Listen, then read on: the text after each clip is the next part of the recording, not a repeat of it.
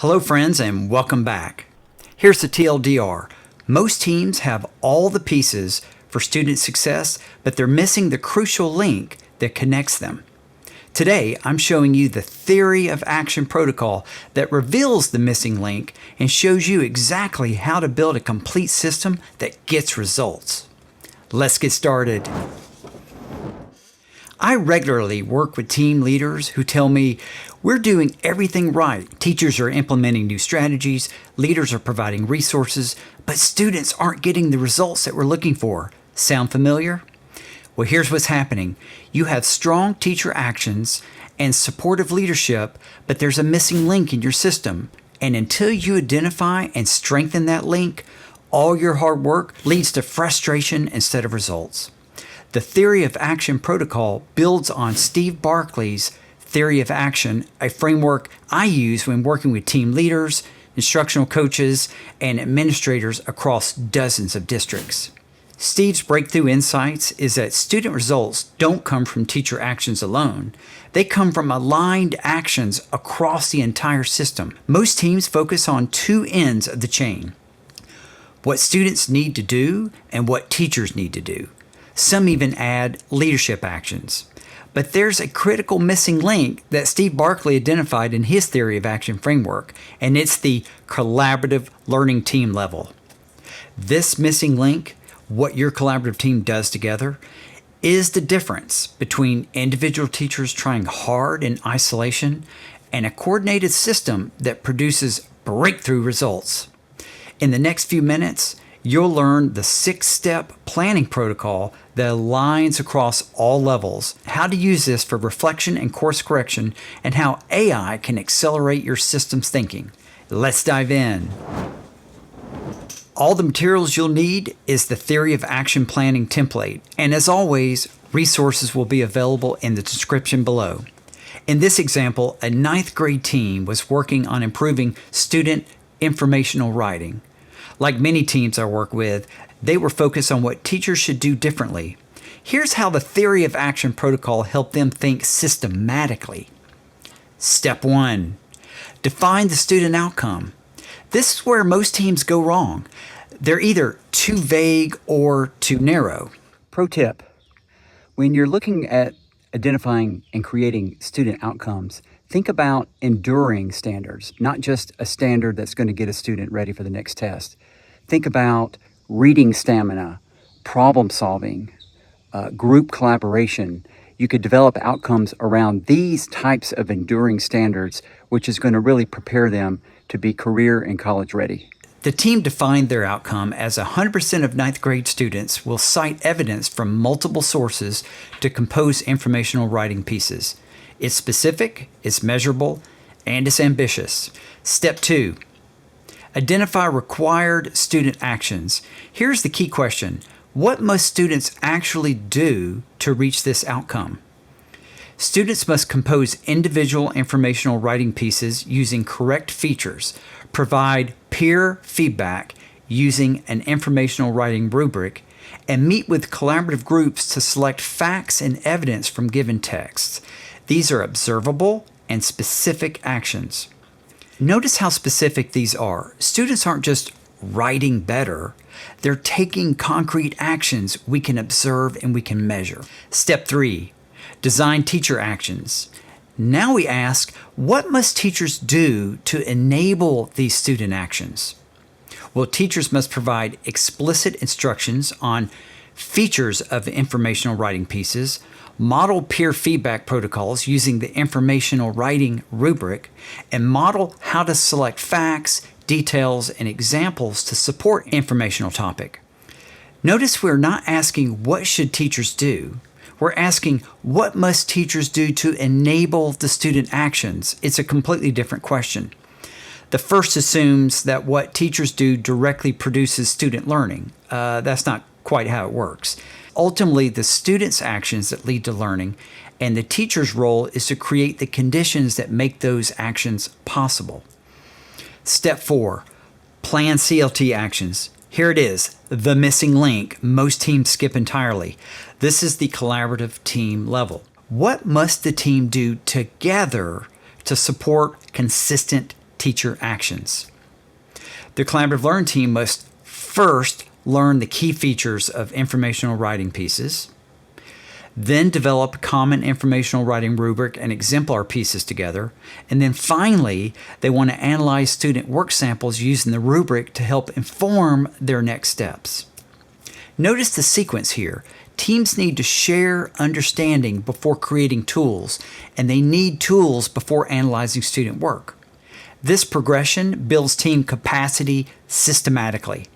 Skip this level, and you're asking teachers to sustain new practices without team support. It's like setting off on a hike with no agreed-upon trail. Some reach the summit, others wander aimlessly, and not everyone gets to the same view.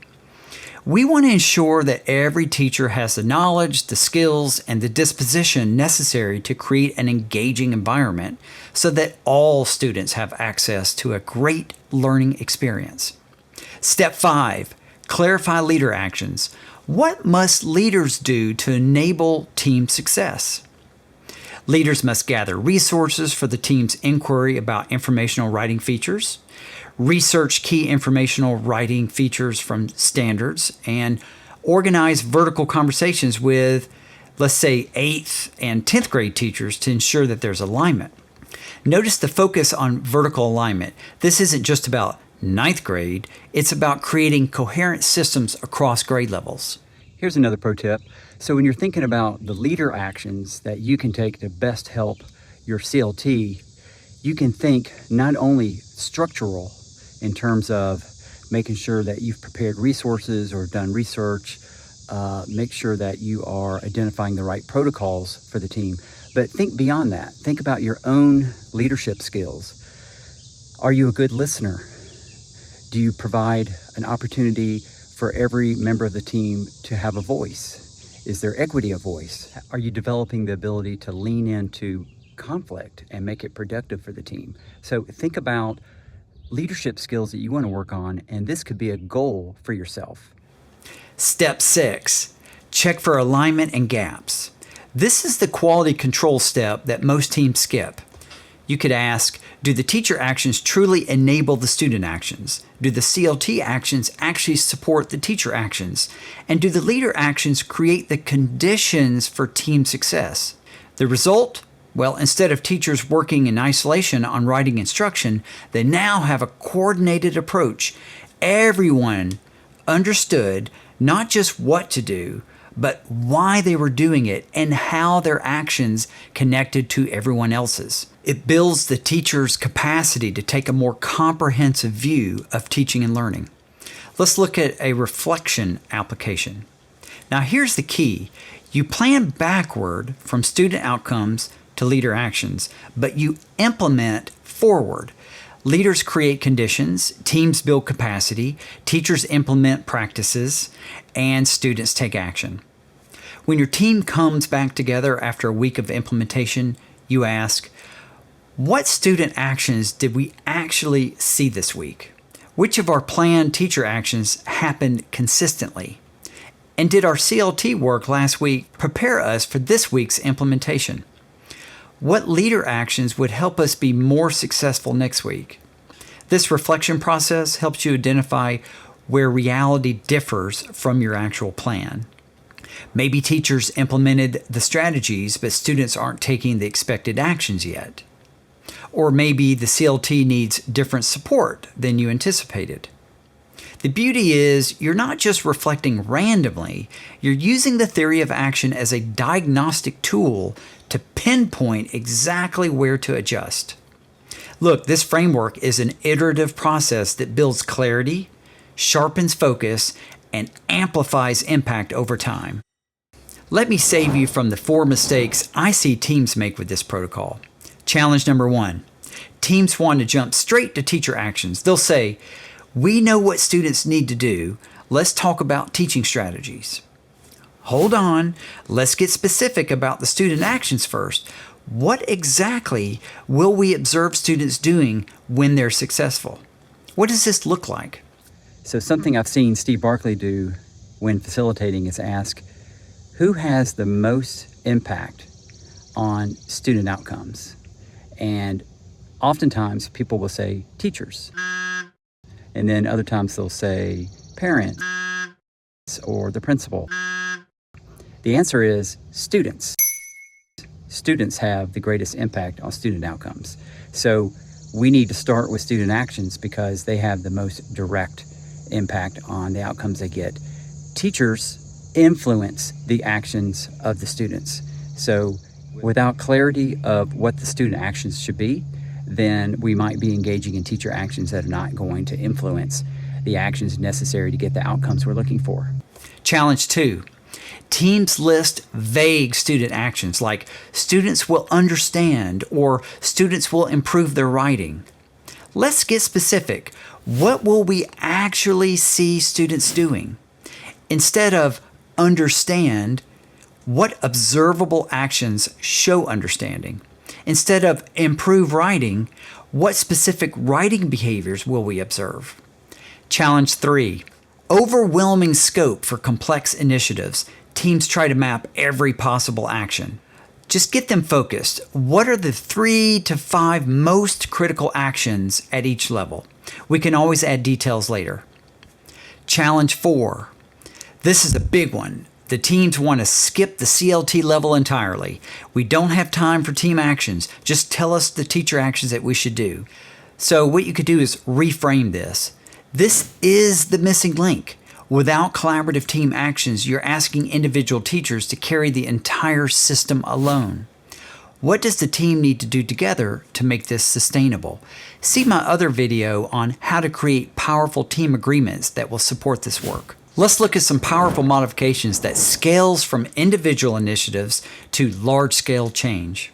Cross-curricular application. This informational writing example works across subjects. Science teams use it for lab reports, social studies for research papers, math for problem explanations. School-wide initiatives. Use this for literacy programs, PBIS implementation, technology integration, anything requiring sustained change across multiple levels. Grade level connections. Notice how this team included the 8th and 10th grade teachers, used this protocol to create coherent progressions across grade levels. For different contexts, individual teachers can use this and adapt it for unit planning. Teams use it for shared initiatives. Districts can use it for system-wide change. It works in every context.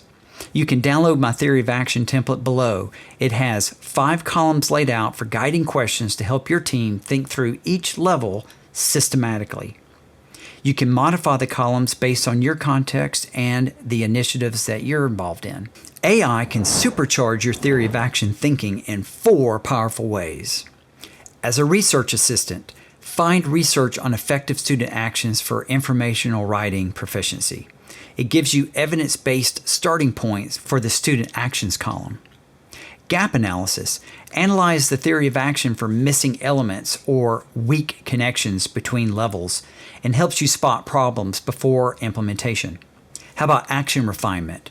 What specific CLT actions would support teachers implementing peer feedback protocols for writing? And it helps you get more specific. How about team support? What questions should a team leader ask to help teachers identify effective student writing actions? This can enhance your facilitation conversations.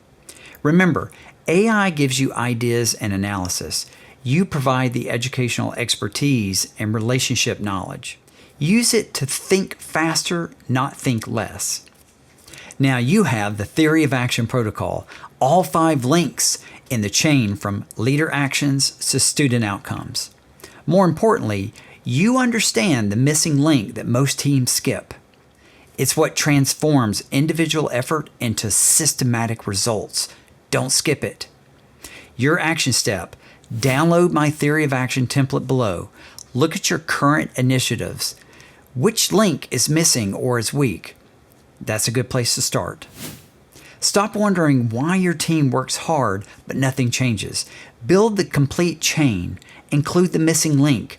Watch students' success follow. When you subscribe, you're enabling a system where I can keep creating protocols that actually help teams. That's a theory of action that works. Go ahead, complete your part of the system. Subscribe now, and let's transform education one team at a time.